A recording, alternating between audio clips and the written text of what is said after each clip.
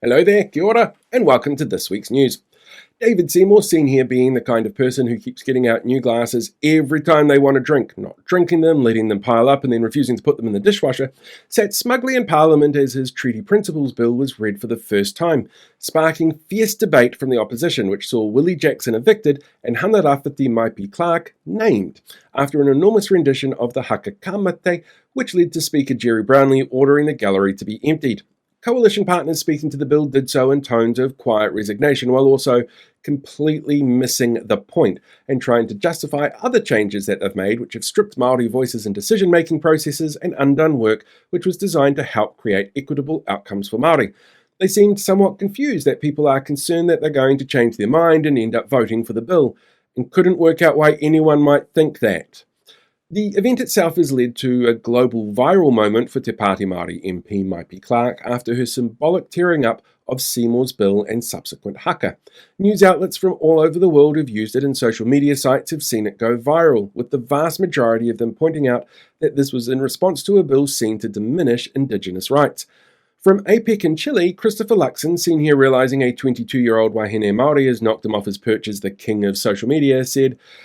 "What I'm saying to you is, I hoped no one here would remind me that I allowed this to happen, but I did used to run an airline. However, the events of the day are unlikely to alter the Prime Minister's plans because the New Zealand Herald has already reported that it was a hatred-filled event, and of course that's the fault of the people who would suffer at the outcome of Seymour's bill and not the people who instigated it, who are clearly the real victims here."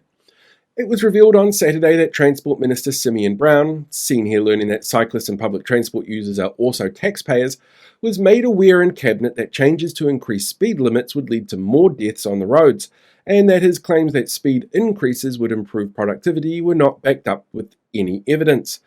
And he didn't attempt to provide any during the decision-making process. When asked for comment, Simeon just stood there perfectly still, hoping that the press were like Tyrannosaurus Rexes and wouldn't be able to see him if he didn't move.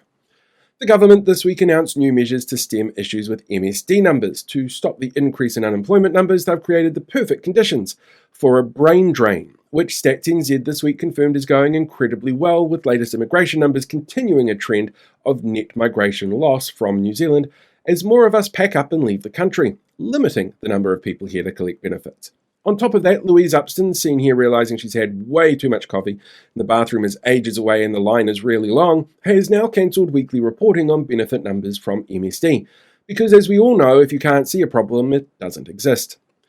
ACT MP Todd Stevenson, seen here realising he missed his chance to play a hobbit in The Lord of the Rings despite his height being book accurate for the role, has called for central government funding allocations to political parties for broadcast advertising during an election campaign to be stopped, so taxpayers don't foot a bill for a party that they don't support.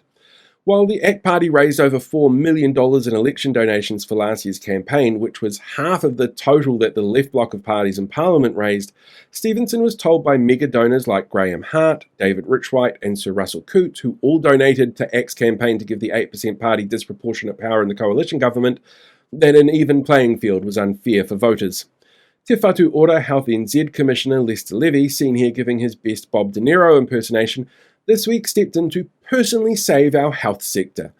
from a lack of Milo. Under changes brought in to cut costs because of severe underfunding and not overspend as the government would like to spin it, Milo had been limited to only being allowed to be purchased for clinical reasons or under contractual arrangements.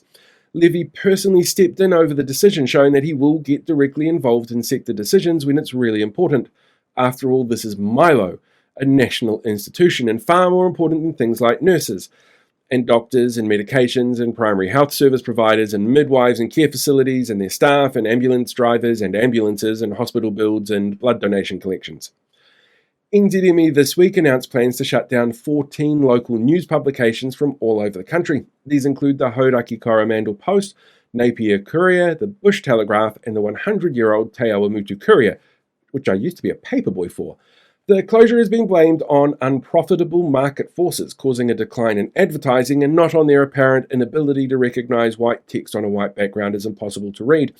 Oddly, NZME, which owns the right-wing publications The Herald and News Talk ZB, couldn't see a link between promoting and platforming right-wing political parties and ideologies which have tanked the economy, and the issues that this causes with businesses and their inability then to spend on local advertising. And finally, Prime Minister Christopher Luxon, showing his approach to seeing the issues facing the country, appeared on the podcast Lead on Purpose, which aired on Friday morning. Luxon, who is very particular about the media he does after cutting access to news outlets, refusing to do Q&A and requesting to go on between two beers, well, he joined the podcast host James Laughlin's 8-year-old son Finn, who tripped up the Prime Minister by asking him a maths question, which Luxon got wrong initially. Good to know that the future of the country's maths curriculum is in a safe pair of hands. And that is this week's news.